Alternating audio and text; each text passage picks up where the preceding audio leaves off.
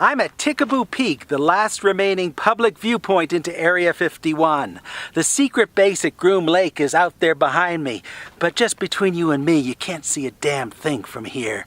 The buildings are like little tiny specks. You got to have some powerful telescope or telephoto lens to see anything out there. I do not care what goes on out at Area 51. However, there are things I do still care about. For example, I care about that thing over there. That thing is pissing me off. It's a weather station, less than 20 feet from the peak. You know this weather station is legit because it's got a sign. It's also got a website where you can look up the data that this station is generating. I don't doubt any of this.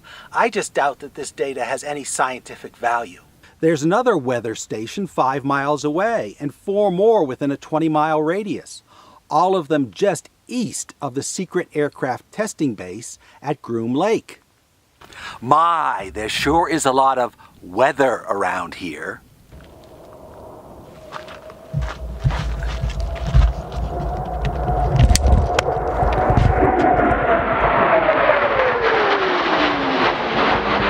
The real reason for this weather station is this, a movable high-definition security camera pointed right at the peak. It's got its own power source, its own control box, and its own antenna. Someone is watching me right now, and it's not the weatherman. So what's wrong with this? Tickaboo Peak is public land. Paperwork was filed for use of this land, but only as a weather station, not as a human surveillance station. There are thousands of weather stations all over the country. If the government can turn any of them into surveillance stations, then you have Big Brother watching you and listening to you right in your neighborhood.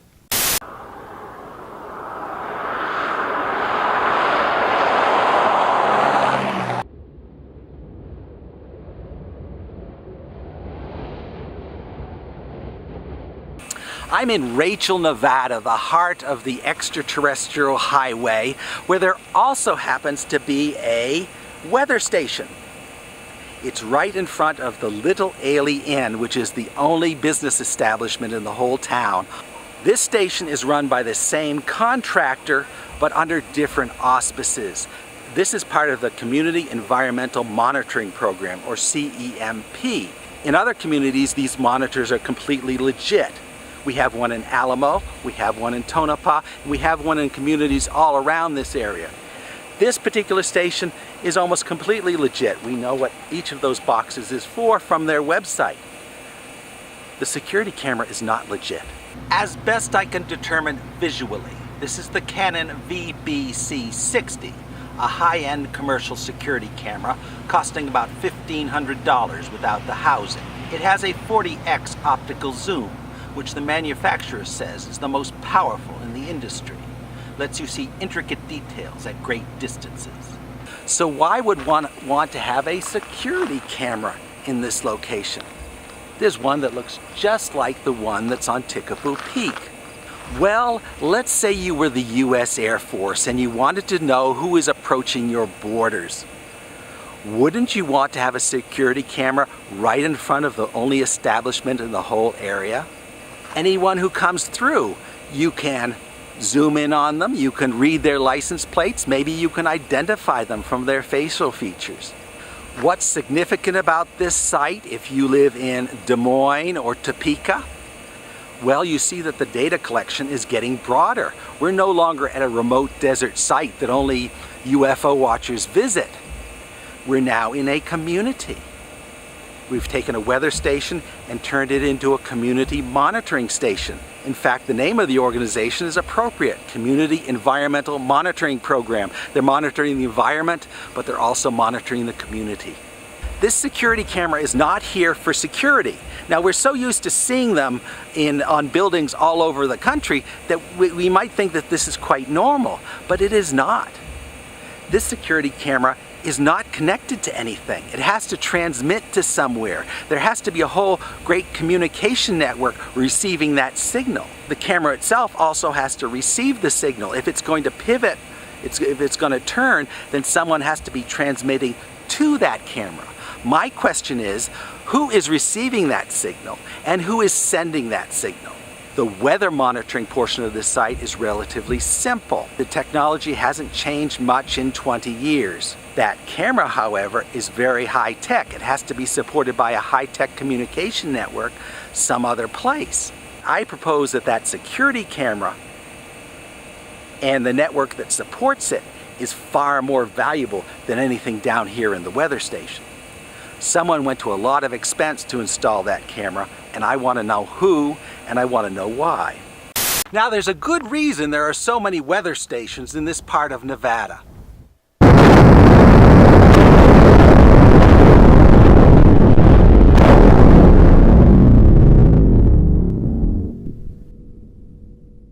Weather isn't the main concern, but radiation.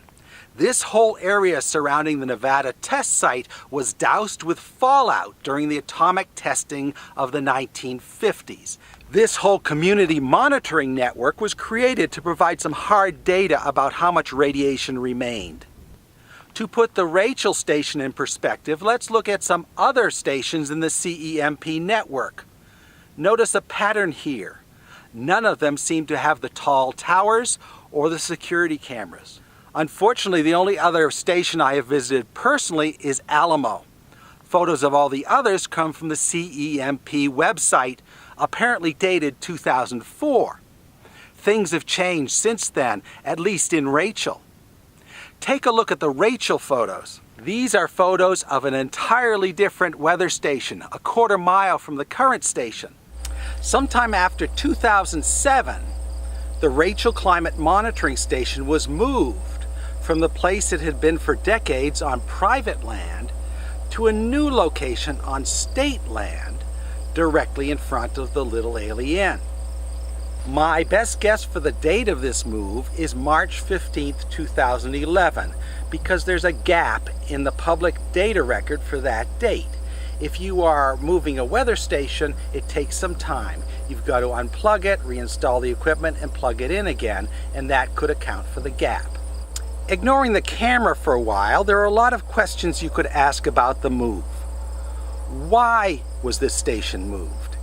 It obviously costs money to move a station, so there must have been a compelling reason. Why was this new mast added? This is the same kind of 10-meter tower you see on Tickaboo Peak, yet it doesn't appear on any of the other community monitoring stations or on the original Rachel station. Why was there a necessity to add it here? How was this new site selected? If this new station is going to be on state land, it could be anywhere along the highway. Why was this particular site chosen?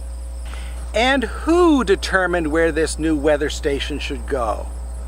Was it the owner, the Desert Research Institute, or was it somebody else?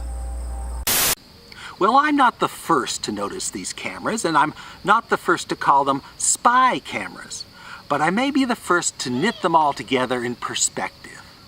I'm constructing a little conspiracy theory here, and it reaches all the way to the highest levels, well, the middle levels of government, and it all starts with a television show called Mystery Quest.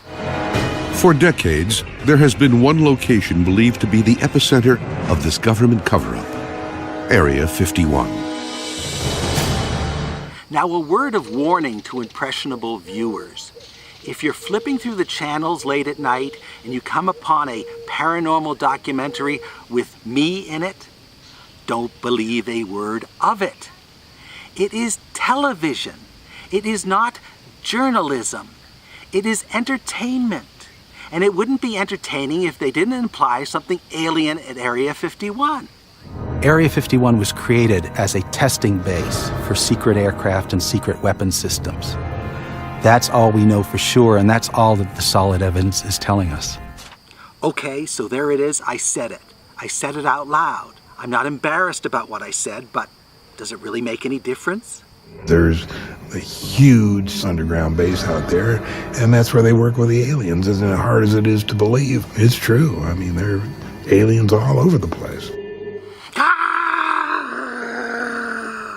You see, this is how television works. For some claim to get into a TV show, all that's necessary is someone has to say it. You just say your belief, and that's sufficient to get it into the show. You don't have to provide any evidence or justify your belief or even have a coherent argument. You just have to say it. If you and I walked in on everything that was being done, I'm sure we would be flabbergasted. We probably could not conceive all the different types of testing or even try to comprehend some of the technology. But the accuracy of the show is irrelevant. The part that's relevant to my conspiracy theory is this. There was only one place to get a clear view of Area 51. It is called Tikaboo Peak, an 8,000-foot summit 26 miles from the base.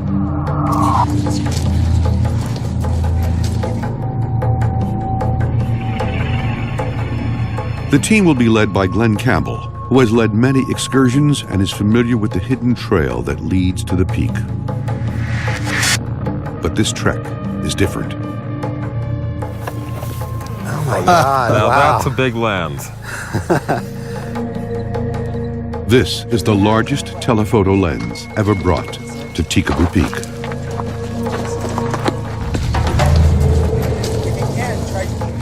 It can zoom 66 times further than a standard lens. This was June of 2009. And this Mystery Quest show was basically a remake of a show a year earlier called UFO Hunters. UFO Hunters did the same thing. They brought a big lens to Tikaboo and shot the base. Mystery Quest had to go one better by bringing a bigger lens. And they certainly did bring a big lens, but they didn't necessarily bring a better lens. They brought entirely the wrong lens for the circumstances. They brought a sports lens like might be used at the Super Bowl. And it came in this huge coffin-sized case. They hired 4 local boys to carry the case. Once we started heading up to the peak, we got a big response. We got a flyby by a jet. Suddenly, a fighter jet appears.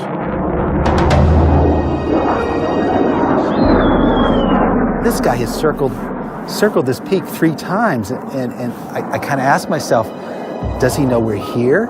Is he looking at us? The jet makes repeated passes. It didn't just fly by us, it circled around us.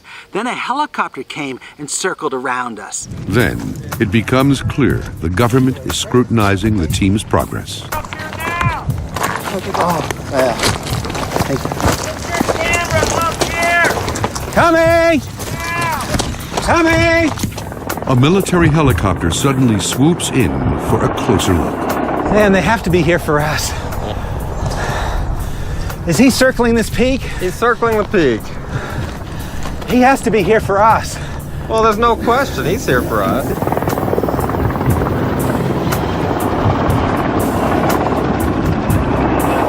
The helicopter is an unmarked Black Hawk-type chopper, often used by special forces. They have never bothered with us here before. It's like they knew we were coming. And you know how they knew we were coming? Well, they hired these 4 teenagers from Alamo, and there's a lot of Area 51 workers at Alamo. Probably one of their dads works at Alamo. So that's how the base found out we were bringing something big to Tikaboo. And they reacted big time. It's like Central Casting sending out some helicopters and planes for us. It was just what we needed for our show. Clearly they overreacted because the lens wasn't really worth it, but they didn't know what was in this big case, and they were ill prepared. After this incident, I think it woke them up. I think they decided, we can't let this go. We can't let these people sneak up on us. Whatever might be going on at Area 51, there's obviously great sensitivity about people looking in. Yes, you can zoom in on the base in Google Earth, but that's satellite imagery, and satellites are predictable. People coming up on Tikaboo are not predictable. And I think the Air Force felt vulnerable after this Mystery Quest incident and resolved to do something about it. My theory is that after the Mystery Quest incident, the Air Force decided it needed to get a camera up there on Tikaboo so they could see who was there and what kind of equipment they had. 26 miles, you can't see very much with the naked eye, but if you have this massive telephoto lens, you can see a lot, and their programs are potentially vulnerable. And that's the start of the process that led to these weather stations.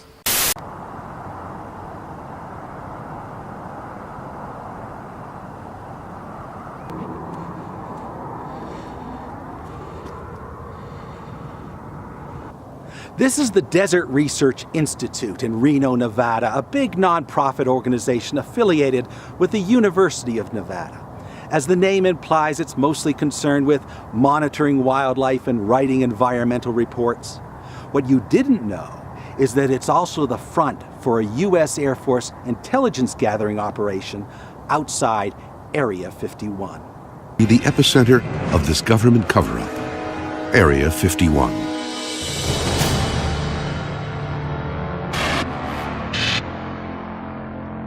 But it's true.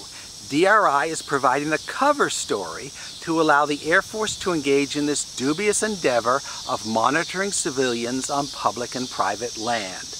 DRI owns these stations. It submitted the paperwork for them. If anyone else is putting non-environmental monitoring equipment on them, it must be with DRI approval. DRI is the Air Force's stooge, its minion, its dysfunctional codependent marriage partner, enabling it to get away with things it couldn't get away with otherwise.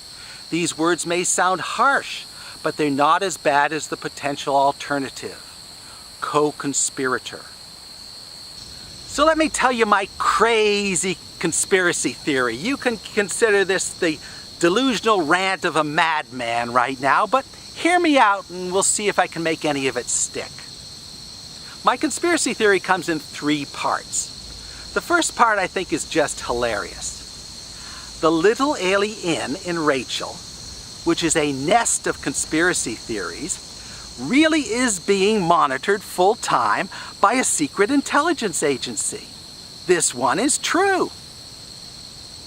Number 2, the U.S. Air Force has colluded with the Desert Research Institute to fabricate a bogus environmental study for the sole purpose of putting a camera up on Tikaboo Peak. Number 3, the Desert Research Institute has followed the instructions of military intelligence in relocating a weather station in Rachel and modifying it to add a security camera. If any of this crazy talk is true, it's going to have a lot of implications. But let's just look at the facts for now. Let's see if I can support any of this. So how do we know the Air Force is involved in these weather stations at all? Well, it funded at least 2 of them. There's a document you can pull up on the internet. Just Google for Tikaboo Peak decision. It is the document where the BLM grants DRI the right to build the Tikaboo station. It's full of all sorts of interesting data if you want to read it. But it says right there in the first page, funded by the Department of Defense. And in this neighborhood, the Department of Defense means the U.S. Air Force because there's no Army or Navy. At least they don't have any land around here. So it's right there. And it's the Air Force that funded the Tikaboo station and the Badger Springs station.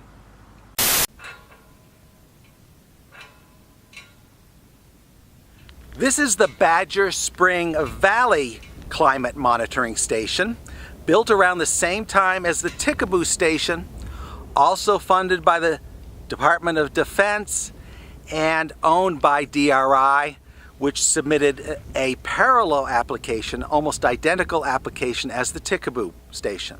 The BLM document approving this station is available online.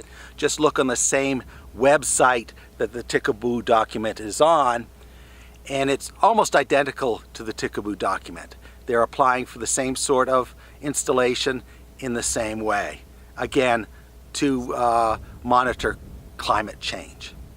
I must say I was disappointed to find no camera on this station. It seems to be identical in every way to the Tikaboo station, but no camera and none of the equipment supporting the camera.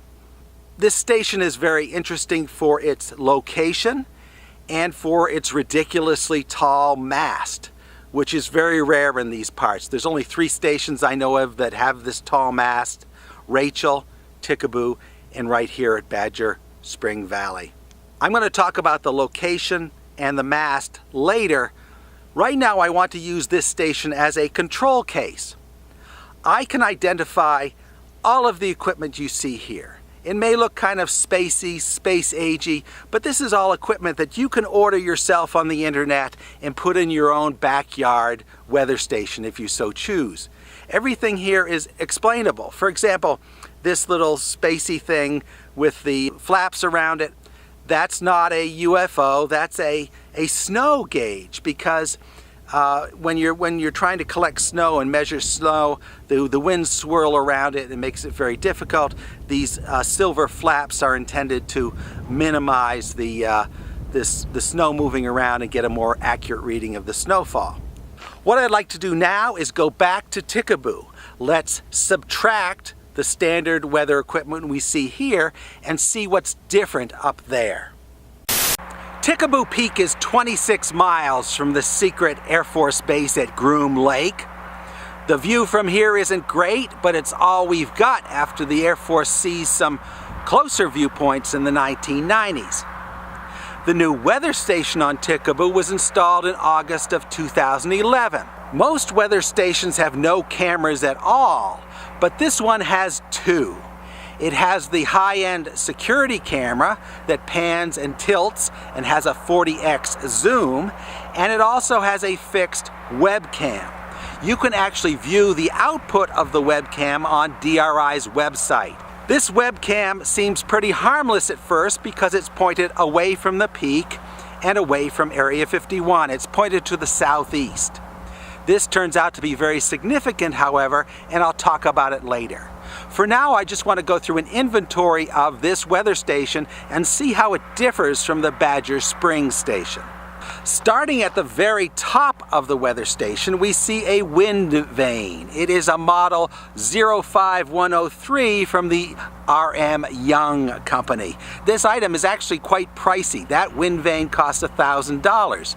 It's identical to the wind vane at Badger Spring, except for one thing. Do you see something wrong with this wind vane? Well, actually the little whirligig thing isn't turning. It is broken, as in busted, as in malfunctioning. In fact, it has been malfunctioning since July 10th of 2015. We've had several months without any wind data from Tikaboo Peak.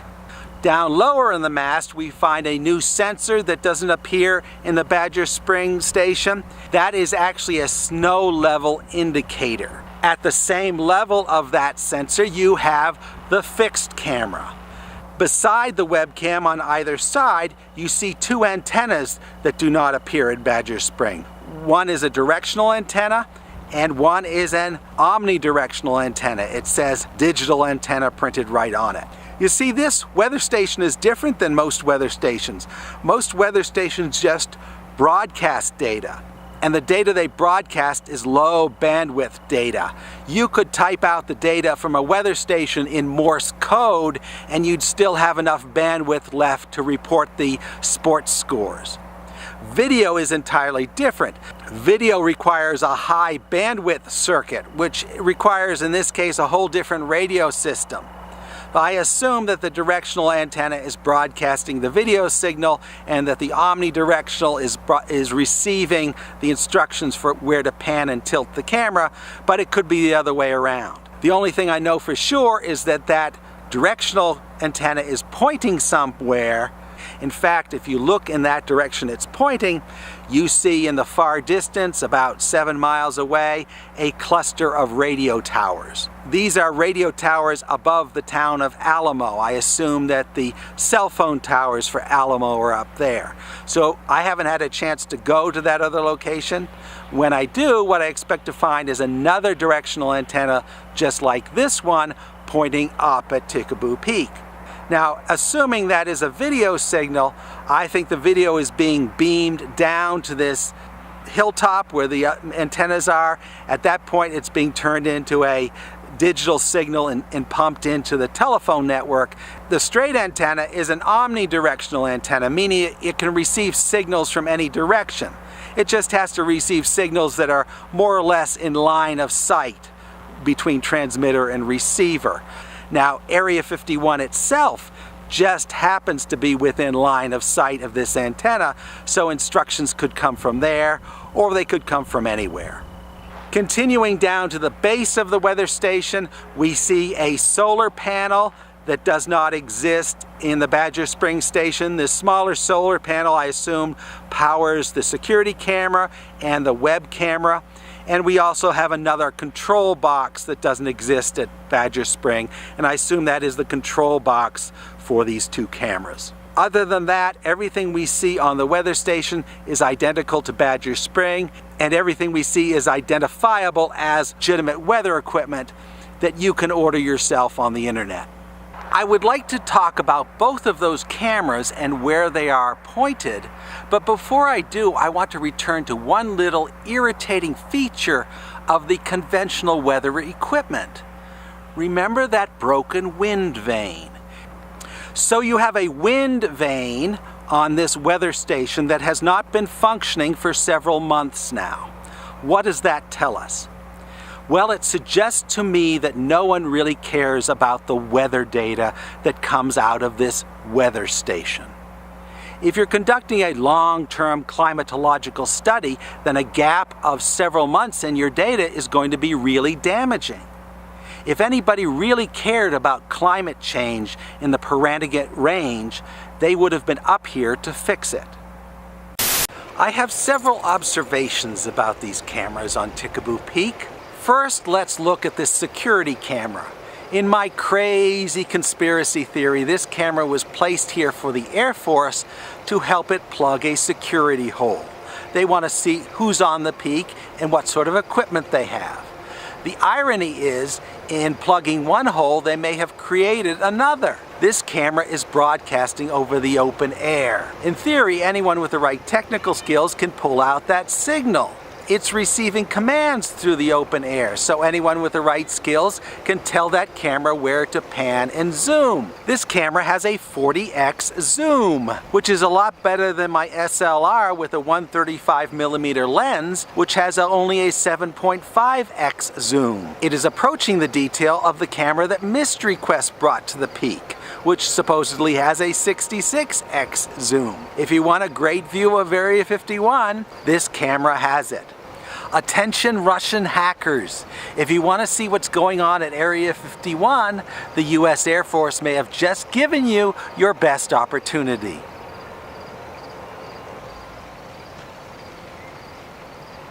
The fact that this permanent camera can see Area 51 has some legal implications. According to signs posted on the border, photography of this area is prohibited.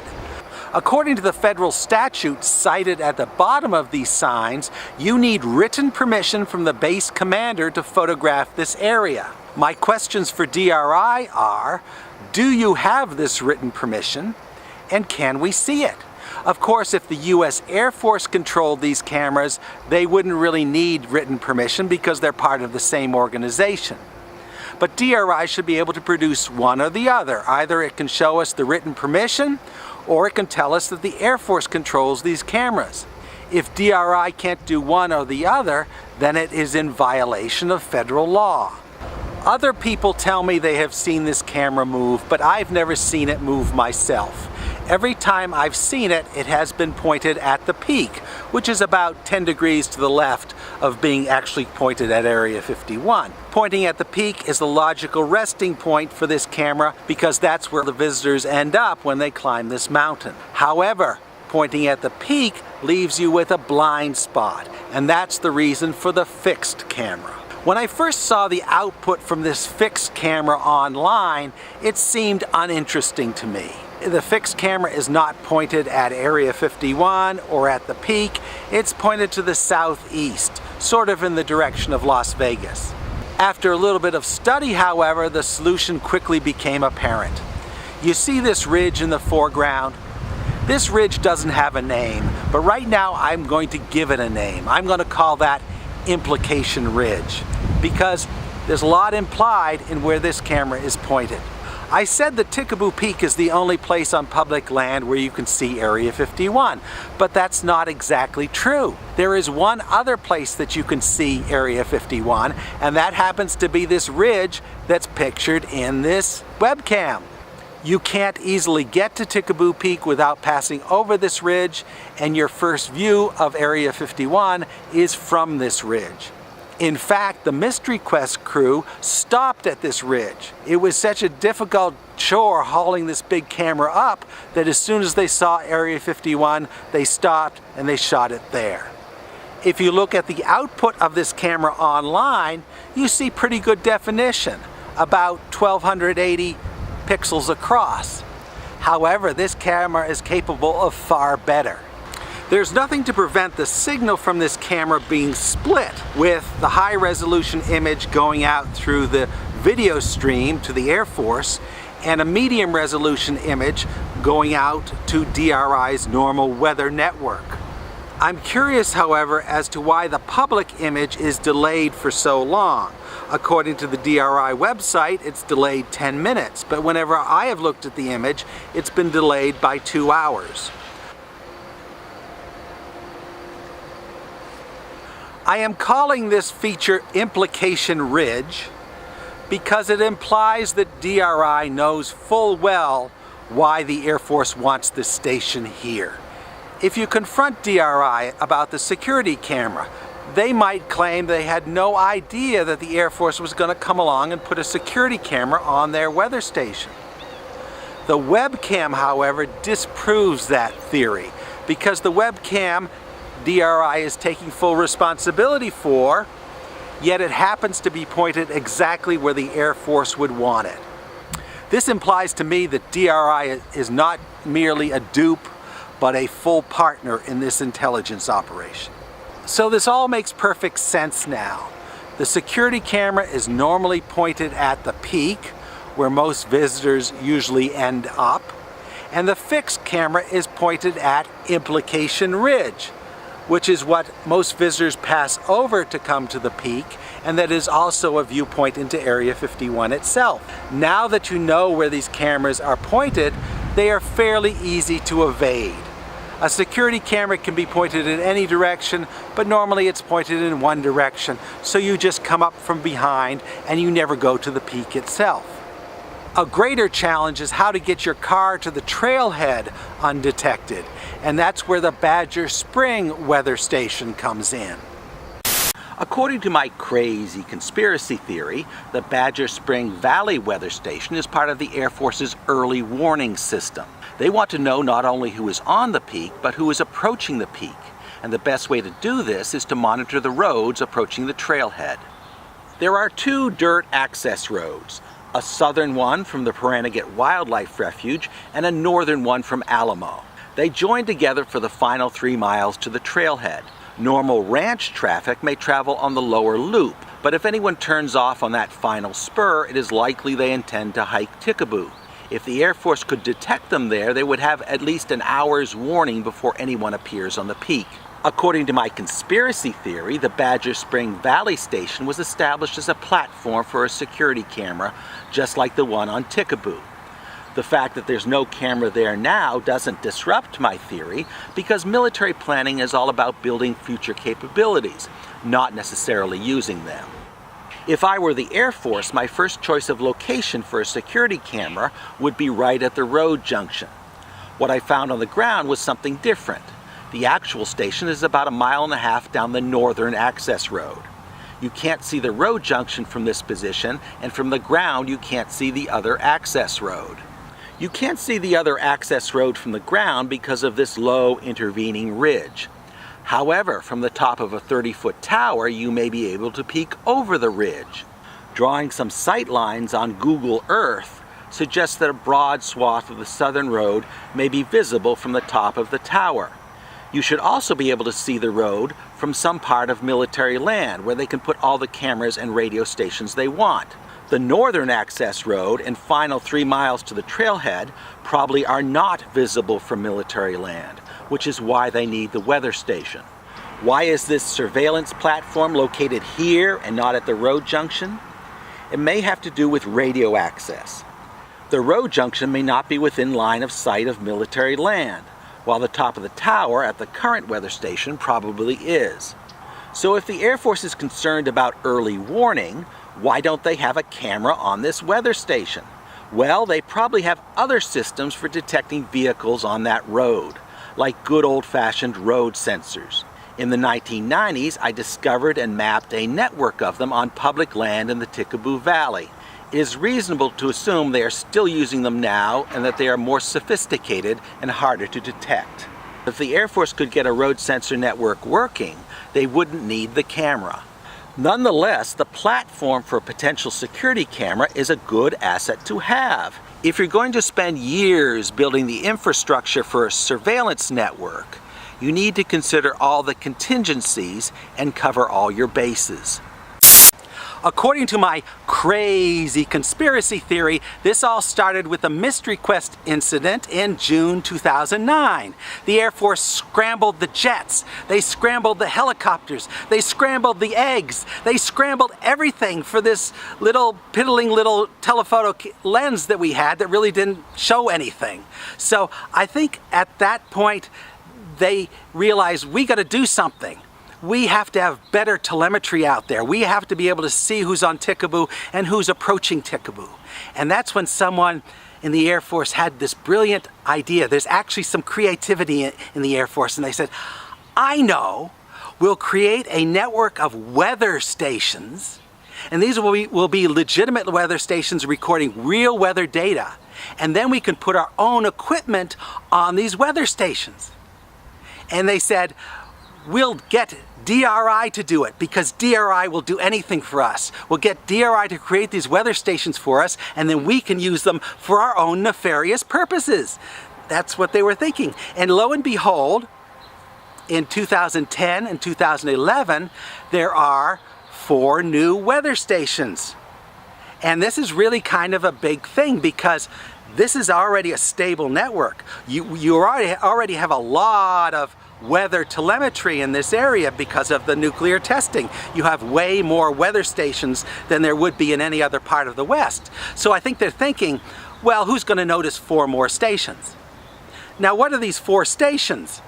Well, they're pretty easy to find because all of the weather data is public. The Air Force is not public, but DRI's data is public. And you can go to their website and you can look at the historical data for each of the stations and you could tell exactly what date they came on. And you look at Rachel and Caliente and Tonopah and Goldfield and all these community stations, and they've been online since the turn of the century, since well before the turn of the century.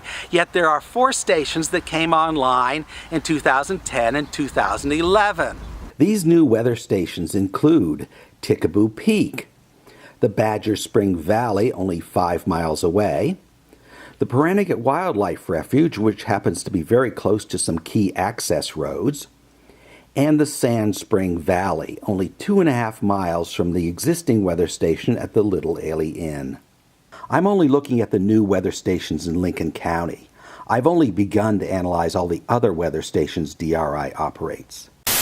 Now, this decision was issued in January of 2011, and after that there was a 30-day appeal period in which citizens such as myself could have raised objections. I missed the appeal period. I missed the opportunity to object, but I'm going to object anyway, at least for your benefit. One little thing that disturbs me personally is this passage here. It says, bird of prey perches will be minimized with bird spikes. And Up on Tickaboo Peak, I'm looking up at that tower, and there are no bird spikes. None whatsoever. So a bird of prey can just perch up there all he wants. So what difference does it make to me? Well, I happen to be a friend of the desert hare. That's right, I like bunnies, cute little fluffy bunnies with the ears and stuff, because no one else cares about them. People just see them as roadkill and as prey species, and nobody really cares. They don't see that putting up a tower at the top of a mountain without any bird spikes gives the birds of prey an unfair advantage. They can just sit up there on top of that security camera, look all around, see the bunnies, swoop down, pick up the bunnies, scoop up the bunnies, and the bunnies have no defense. You may say this is silly. You may say this is trivial. Well, it's not silly or trivial if you're a bunny. So I want to see bird spikes up there on that security camera. Another issue. It says that only BLM designated roads will be used to access the site. It turns out there are no BLM designated roads to access the site. You have to hike to it.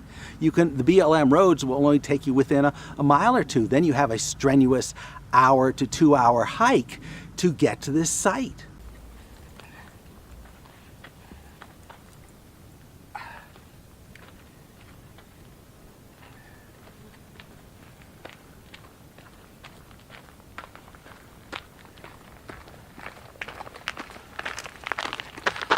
Oh, shit, I forgot my camera. What that means is that the roads won't work. You have to have a helicopter. The helicopter is an unmarked Black Hawk-type chopper, often used by special forces. This isn't any ordinary helicopter. This weather station has a concrete base. Someone had to transport bags of concrete up there, as well as water for the concrete and something to mix it in. And all of that requires not just an ordinary helicopter, but a heavy lift helicopter. And that must have been really, really expensive for DRI to bring in a heavy lift helicopter, unless A military helicopter suddenly swoops in for a closer look. Man, they have to be here for us. Is he circling this peak? He's circling the peak. He has to be here for us. Well, there's no question. He's here for us. The only way that this station could possibly have been constructed is a helicopter, and we don't see the helicopter mentioned in this report. Helicopters can have big impacts. There's downwash. There's no landing zone up there, so there's safety issues. A helicopter is a big thing. It should have been mentioned in the report. Where could you get a helicopter?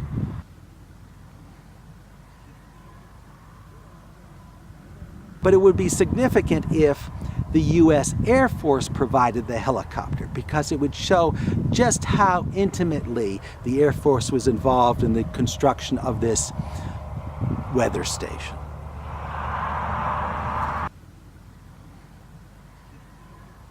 My final objection is really very interesting, and it's something that only I would know about. DRI is applying to put a weather monitor on Tickaboo Peak. It's right there on the cover page in the title, Tickaboo Peak. And my contention is, officially anyway, Tickaboo Peak does not exist. It is a made-up name. I know it's a made-up name because I made it up. Now you can object and say, well, there's a bronze marker on the peak, and it says embossed on that marker, Tickaboo, and there's a date on that marker, 1969, which is a couple decades before I came there. So how can I say this is not Tickaboo Peak? I just say it, it's not Tickaboo Peak. Tickaboo is the name of the base marker itself, not the name of the feature. And evidence for this comes from the Badger Spring quadrangle that was available back then, where you see the name Tickaboo handwritten on the map. It isn't in a typeface like Badger Mountain is, it's handwritten. That indicates to me they are labeling the base marker. They would never name this feature Tickaboo anything because there's another whole range on the other side of the valley called the Tickaboo Range. So you wouldn't put a Tickaboo Peak 20 miles from the Tickaboo Range. It's against convention. It's not something that USGS would ever approve. The only reason anyone calls this Tickaboo Peak is that because I put it in my viewer's guide around 1994. The military had already seized Freedom Ridge, the close-in viewpoint, and we looked back for another viewpoint, and we found this one obscure peak among many where we could see Area 51. It wasn't the highest point in the area. The highest point is Badger Mountain. It was an obscure peak you'd never notice, except that it happened to look through a V in the distant mountains so you could see Area 51. That's the only reason anyone would name it. And when I saw the handwritten name Tickaboo, I thought that referred to the feature, and I thought, well, what do I call it? Do I call it Mount Tickaboo or Tickaboo Mountain? And I eventually settled on Tickaboo Peak because it sounded better. It sounded best. But prior to 1994, there's no human on the planet that called it Tickaboo Peak. The only way the people who wrote this request can know it's Tickaboo Peak is because they're already familiar with the UFO literature and what's on the internet. Okay, so indirectly they are acknowledging that they know full well what this peak is for. If they had pulled it out, if they had chosen it at random just because it happened to be a high point, then they would call it a side peak of Badger Mountain. Or more importantly, they would put their climate monitoring station right on Badger Mountain. You see, most features in Nevada do not have names. You have the name of mountain ranges, and the highest peak on that mountain range will have a name, but the 100 other peaks along that range probably don't have names. And this feature is called Badger Mountain, and it's got a dozen little side peaks, one of which we now know is Tickaboo Peak, only because it's a place where you can see Area 51. So isn't that interesting? Tickaboo Peak does not exist. So it's the perfect place to go to see a base that doesn't exist. Okay, I want to hammer on this point for a minute because it's legally significant. There is no such thing as Tickaboo Peak. It is a made-up name. It's not an official name. If it were, it would be in the official USGS database of names, and if you type in Tickaboo, you won't find it. You'll find nothing in the Perennial Range named Tickaboo. So if the BLM were to take an action on Tickaboo Peak and it were to notify the public of this action by calling it Tickaboo Peak, it would not be notifying anybody but the Area 51 watchers. I invented this name for a specific purpose and for a specific audience. The purpose is for going up and seeing the base, and it's for an audience who wants to do that. An analogy is that I take a side peak of Badger Mountain, and I decide on my own to name it Bunny Mountain because of all the cute bunnies bouncing around on Bunny Mountain. And I tell all my bunny-loving friends, come up to Bunny Mountain and see the bunnies. So now if BLM were to take an action on Bunny Mountain and it calls it Bunny Mountain, it's really only notifying the bunny lovers because no one else knows what the hell Bunny Mountain is. So if BLM goes through a scoping period for Bunny Mountain, no one objects, and they grant the application isn't valid because the scoping period wasn't valid. So what you have here is the whole thing is invalid. The whole thing is a scam, a sham. It's invalid. Take the thing away.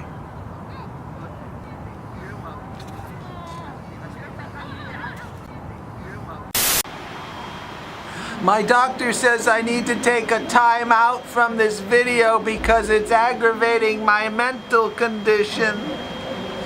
You see, I suffer from apophenia. That's right, I'm an apopheniac. And apophenia is when you see patterns in random data. For example, if you look up at the clouds and you see Donald Duck and you see Mickey Mouse in the clouds, That's apophenia, because I don't think Disney can do that. I used to have my apophenia under control, but it got worse when I started looking at these weather stations, because I'm seeing patterns in the weather stations that are making me crazy and making my apophenia come back. For example, there's this weather station in Rachel. No, not the one in front of the Little Alien. There's another red weather station in Rachel, and they put it in 2010. It's in the crop circles. You know, you look down from the sky and you see giant crop circles in Rachel. That's where the weather station is. It's on the Panoyer farm, and it's only 2.5 miles from the Little Alien, where there's another weather station, and they call the other weather station the Sand Spring Valley Weather Station, and I don't understand why it's there, because it's only 2.5 miles and an open desert on the same elevation, but they had to put in a new weather station. And I look at the map and I say, wow, this would be a really good place to put a tower and a camera, because you got the two borders from the Nellis Range, one on one side and one on the other, and if you put a tower and a camera and you looked in those directions, you could see all of those roads that lead into the Nellis Range, and you could watch for vehicles going in. So I went to this weather station, and it's just a weather station. I look all around and it's just got the weathery equipment on it, and there's no tower and there's no camera. It's just a weather station. And they put it in 2010, and I don't understand why you would put a weather station only 2.5 miles from another weather station. So I don't know what it is. There's nothing. It's just a weather thing with all the weather little things, but they have two of these little flappy things, the things with the UFO things, and one of them is real and one of them is fake. It's just a pipe with the flappy things, but that's the only thing that I can figure out that's different about this weather station, and that's the thing that brings back my apophenia, and the reason I'm here, and I get to wear my jammies all day long in my bunny slippers. And they're very nice to me, and they calm me down, and they give me my apophenia medicine, because I need it right now to calm me down. And I'm very calm right now, except when I think about weather stations, because the Air Force can put a weather station any place they want. They just tell DRI, put a weather station there, and DRI will do it, and they'll say it's to monitor climate change, and they'll just pay for it, and the DRI will put it there, and then they put their camera on, or sometimes they don't put the camera on. I don't know. It's just apophenia. That's all it is.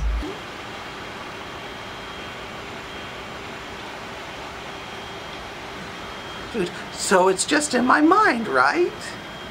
Right? But then I look at the list of all the weather stations in Nevada, and I see more patterns and and it's making my apophenia worse.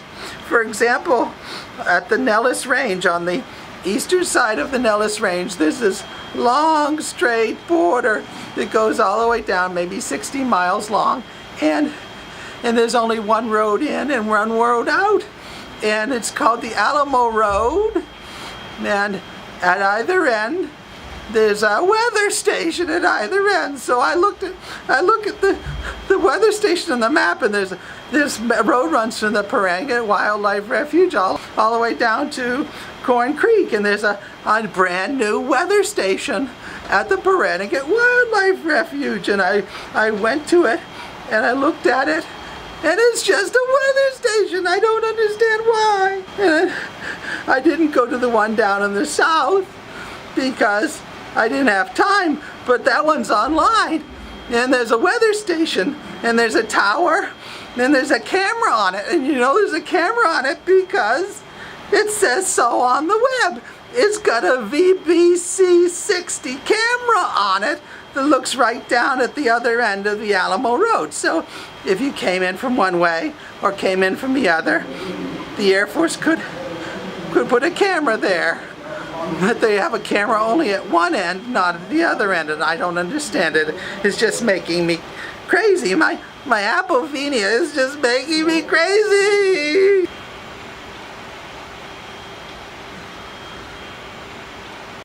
My doctor told me to take a vacation as far from Nevada as possible.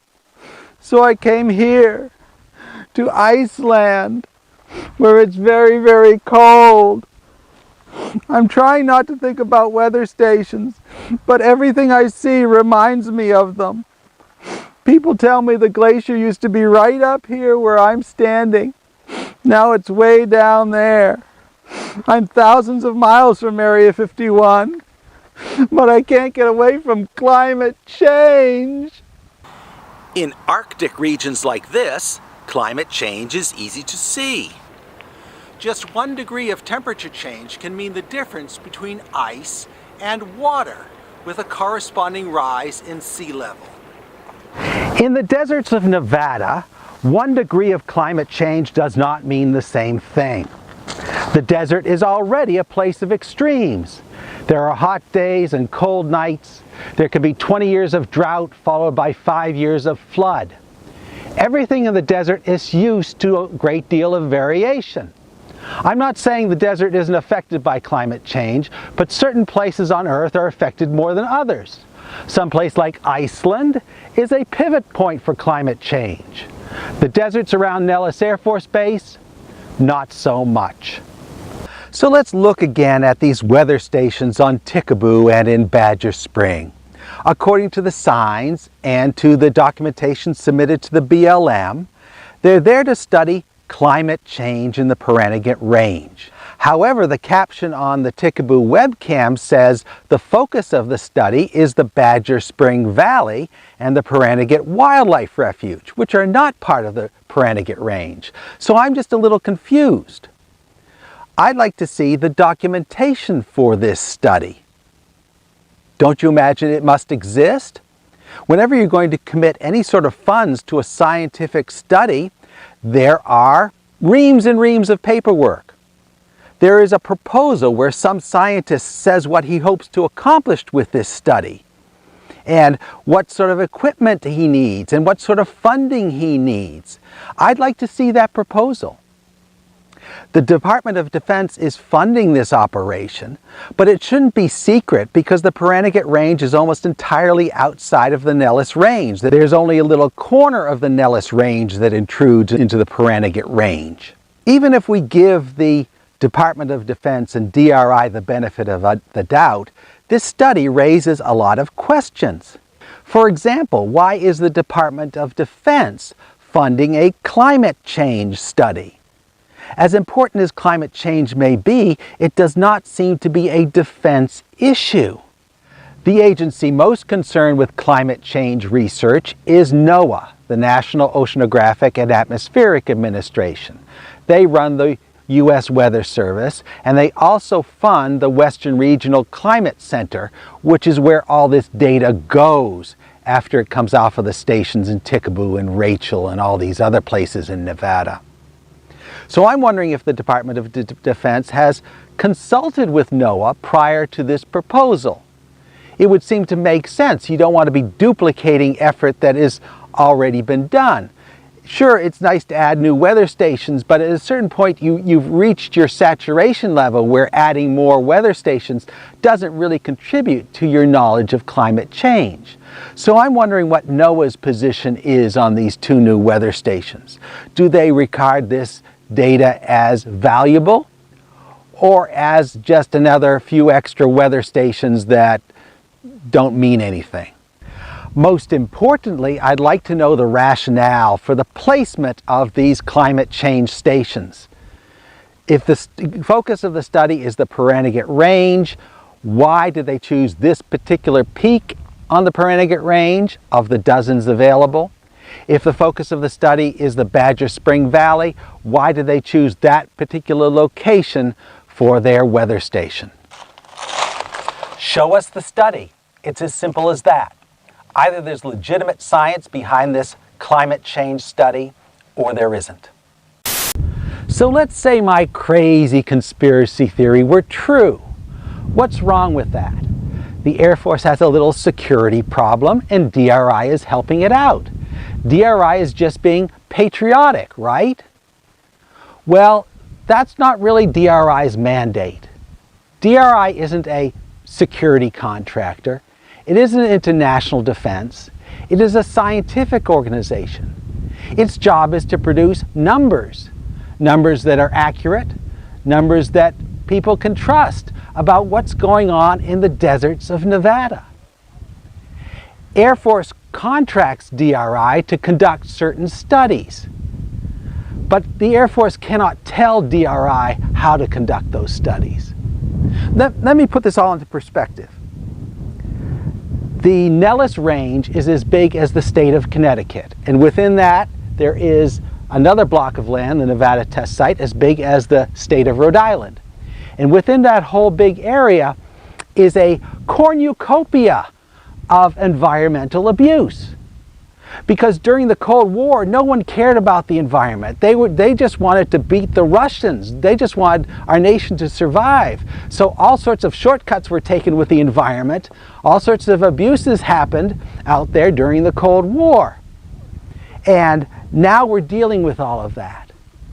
And DRI is part of the process that deals with all of that. DRI is not an enforcement agency. It's not directly monitoring the Air Force or anything like that, but it is producing the numbers and the reports that enforcement agencies use. Let's take an example. The Air Force is accused of dumping hazardous waste at Area 51. That was a real thing back in the 90s, that they illegally disposed of the coverings of stealth aircraft in pits out at Area 51. And now the EPA is putting pressure on the Air Force to resolve the problem. The Air Force hires DRI to conduct a study of how bad the problem is. DRI's job is not to fix the problem. DRI's job is to just give us the raw numbers about how bad things are. Everything rests on the credibility of DRI here. Air Force is giving them a contract and saying, determine the groundwater contamination at Groom Lake. But then DRI has to obey scientific principles to fulfill that contract. The Air Force can't tell DRI, we're paying you to find that there's no problem out there at Area 51, because that's not DRI's job. DRI has to give you accurate scientific numbers. And we're trusting DRI to do this job right, because this is within a restricted area where other scientists can't come in to verify DRI's work. So if DRI has an Air Force contract to test groundwater around Area 51 and comes back with a finding that there's really no problem out there, we're trusting DRI on that. We're trusting that DRI has gone through all the scientific processes necessary to come to that conclusion. Now we have a situation up on Tickaboo Peak where DRI is creating false science, is fabricating science on behalf of the Air Force to achieve the Air Force's aims. The Air Force said, give us a weather station on Tickaboo Peak, and DRI complied. DRI produced a fabricated study that it's passing off as the real thing. It's generating this fake science to support the Air Force. Now, this is just a little thing, this weather station, it's just a little tiny thing. But what does that tell you about all that science that DRI is also doing for the Air Force? All that science we can't see that really means a lot. Can we trust DRI anymore? If they gamed the system for the Air Force, on behalf of the Air Force with these weather stations, how else are they gaming the system within the restricted zone on behalf of the Air Force? We all know what the Air Force wants. The Air Force wants to find that there are no environmental problems in the Nellis Air Force Base whatsoever. It hires DRI to give them the real numbers. But what if the Air Force has enough influence over DRI that it can tell DRI how to do that science? You see, there's a lot of ways you can game science, a lot of ways you can distort science. One is you fabricate data, and I'm not really saying that DRI would fabricate like groundwater data on behalf of the Air Force. But you can also selectively look at data. If the Air Force could tell DRI, we want you to drill there, but we don't want you to drill over here, then the data would seem to support the Air Force. That is looking selectively at evidence. So, and you could also selectively not report things. You could come to a study that is not favorable to the Air Force, and you can suppress that report. So I wonder about all those other things. Now that we know that DRI is willing to distort the BLM processes for the Air Force and willing to fabricate a scientific study for the Air Force, I really suspect all of the contracts that DRI has done for the Air Force. Don't you? Don't you have some suspicions now? That they have departed from the scientific way, the true path of science, and now they're giving the Air Force what it wants. Since Air Force is paying the bills, they're giving them the environmental numbers that the Air Force wants. It's another crazy conspiracy theory, but if this one crazy conspiracy theory about the weather stations turns out to be true, then maybe we need to look at another set of conspiracy theories, ones that make a whole lot more difference. The camera on the weather station in Rachel involves a whole separate set of issues. According to public records, that station is funded by the Department of Energy, not the Department of Defense. All of my evidence that says the Air Force controls that camera is circumstantial. There's just the weird coincidence that this is the only CEMP station with that kind of security camera on it. And there's the weird coincidence that the station was moved to just the place where the Air Force would want it, but I've got no solid evidence. I don't have any solid evidence connecting the Air Force to that station. The only thing I have is questions for DRI, like why was the station moved and why does this station have this security camera that other stations, other CEMP stations don't have? And depending on DRI's responses to those questions, I'm going to have more questions. If the evidence starts to point toward a government surveillance program, then I've got big moral questions. Even bigger than the stations that they built for this purpose. They're taking over a station that already exists, that they don't have any funding relationship with. That opens up really big moral questions. Just think about what this CEMP program was for.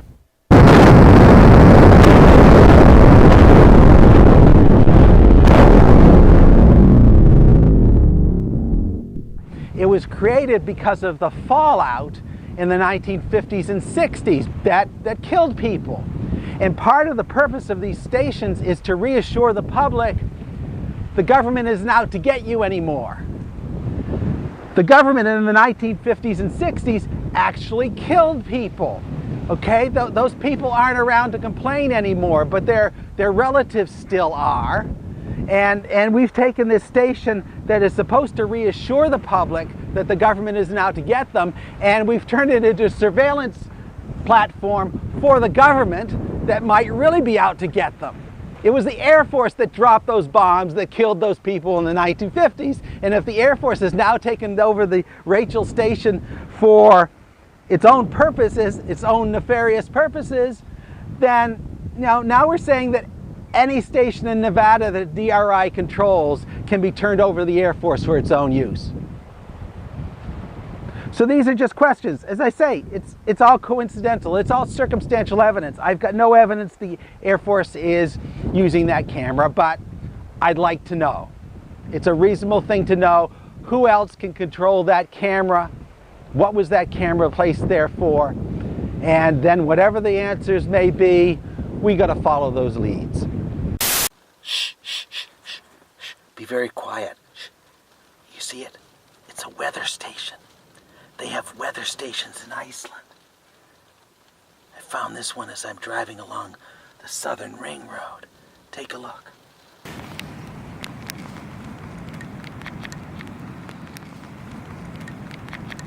There, you see it? You see it? It's another Icelandic weather station. They know I'm here. Not only do they have weather stations in Iceland, they have something here you hardly ever see in Nevada. They have weather. I really don't have an issue with those fixed web cameras, the ones that are always pointing in one direction. Those have a legitimate weather purpose. If you're going to a city like Detroit and you want to see whether there's snow on the ground, you look on a webcam. That's perfectly reasonable. They're always pointing in the same direction. Everyone knows they're there. My only issue is with these movable, pannable, tiltable security cameras. I contend that these have zero legitimate weather purpose. Cameras like that are designed to track a target, to follow things that are moving. They're designed to follow people, not weather. The weather doesn't move like that. You don't need to track the weather. So when you put one of these things on a public weather station, rightly or wrongly, you're going to arouse suspicions. And people are going to think that the government is watching them, whether or not it really is. I think this is an issue for NOAA, our national weather agency. They are the ones who are funding, ultimately responsible for this whole game. They fund the Western Regional Climate Center where all this data is going. And DRI runs this center on behalf of NOAA. So DRI is NOAA's representative in Nevada. So this puts NOAA in a position of having to decide, having to state what their policy is. Should security cameras be on weather stations, or should they not be on weather stations? If the answer is they should be there and government intelligence agencies can use them, there's all sorts of civil liberties issues here. There's legal issues here. Do you have to inform the public that you're doing this? But that's really irrelevant. I think there are much more important practical issues. These weather stations exist mainly through the goodwill of the American people. You've got weather stations in a lot of remote locations. You've got them in cities, you've got them in the country, you've got them on farms, you've got them on the top of mountains. They continue to exist there because people believe they are scientific equipment. They could be subject to a lot of vandalism if it turns out they are not scientific equipment, or if people believe they're not scientific equipment. If the position of NOAA is that any weather station can be used for government surveillance, then all of your weather stations, all of the weather stations in America are vulnerable because most people can't tell the difference. There's a lot of fancy looking equipment, a lot of spacey looking equipment on a weather station, and the average person looks at it and doesn't know whether it's surveillance equipment or weather equipment. Now we're sending the message that it could be surveillance equipment. What that means is that anybody with a gun, anybody with a conspiratorial bent, who comes upon a weather station with no one around and nothing to protect it, he's going to take his gun and go bang, bang, and there goes your weather station. Once you cross that Rubicon, once you allow even one government surveillance camera on a weather station, then you've made the entire network vulnerable. So why would a nice environmental organization like DRI engage in an intelligence partnership with the U.S. military? This is not DRI's mandate. They're there for environmental monitoring. They're there to watch wildlife. They are not there to watch people approaching Area 51. So why would they do it? I have no idea. Maybe they're idiots. Maybe they can't grasp that this is going to jeopardize the credibility of all their other programs. Is that naturalist who is looking at desert tortoises really care about the tortoises, or is he there to monitor you on behalf of the U.S. government? Now that DRI has crossed that line, you just don't know anymore. Nevada citizens now have good reason to distrust the Desert Research Institute. So what do I hope to accomplish here? Well, if my crazy conspiracy theory is true, then those 2 weather stations on Tickaboo Peak and in Badger Valley need to go away. I don't just mean the cameras taken away, I mean the stations need to go away. If the Air Force wants a surveillance camera on Tickaboo Peak, let it apply through normal channels under its own account. Until such time as it does so, that big old helicopter that brought that stuff to Tickaboo needs to come along and take it all away.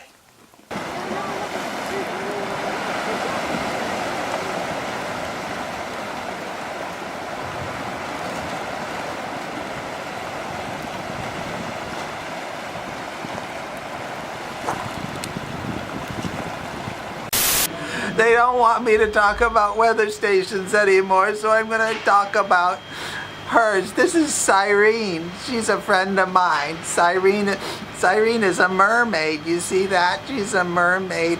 And Cyrene was born in China. It says so right here. She's Cyrene. And she's born in China, which is where all the mermaids come from now. And Cyrene has a sister. I met her at the dollar store, and I met her and I met her sister. And her sister's name is also Cyrene. She happens to have the same name, except her tail is pink, and this Cyrene's tail is blue. So Cyrene's sister Cyrene is no longer with us because she gave her life on Tickaboo Peak for the cause of government accountability. And I'm very sad about this. I'm very sad. So Cyrene's sister, Cyrene, up on Tickaboo Peak, I killed her. I lashed her to a pole, and I stuck the pole up in front of that fixed camera. And so Cyrene got to appear on a weather camera. So isn't that nice? That's Cyrene's sister Cyrene, and she only lasted about 24 hours because of bad engineering. But she proved a concept, so she did not die in vain. She was a proof of concept mermaid, and it just proves that, you know, if we don't like the camera, there's always something I can do about it, you know? Maybe not destructive, I would never destroy anything, but there are many other ways, you know? Many other ways. You know?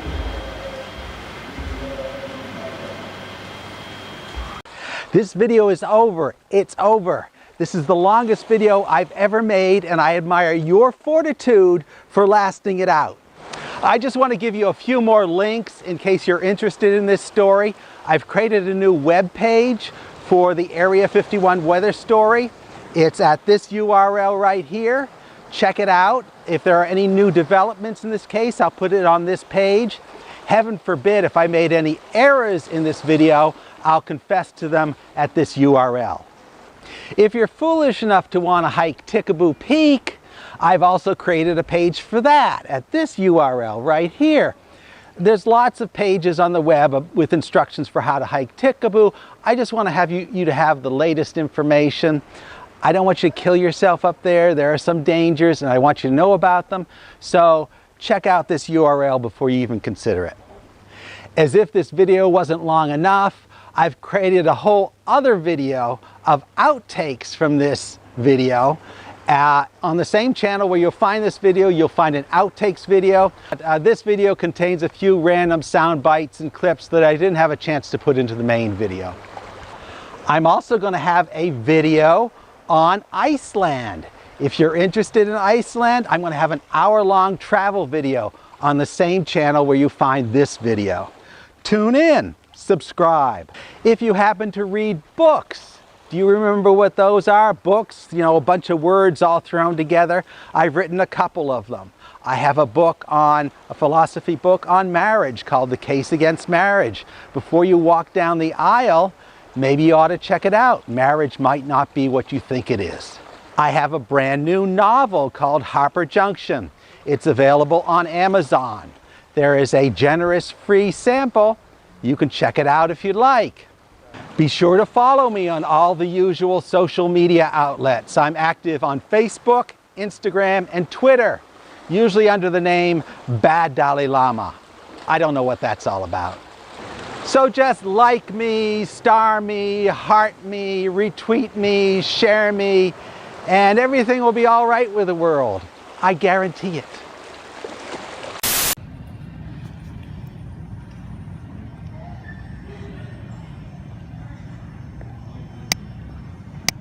If you're flipping through the channels late at night and you come upon a paranormal documentary with me in it, don't believe a word of it. It is television. It is not journalism.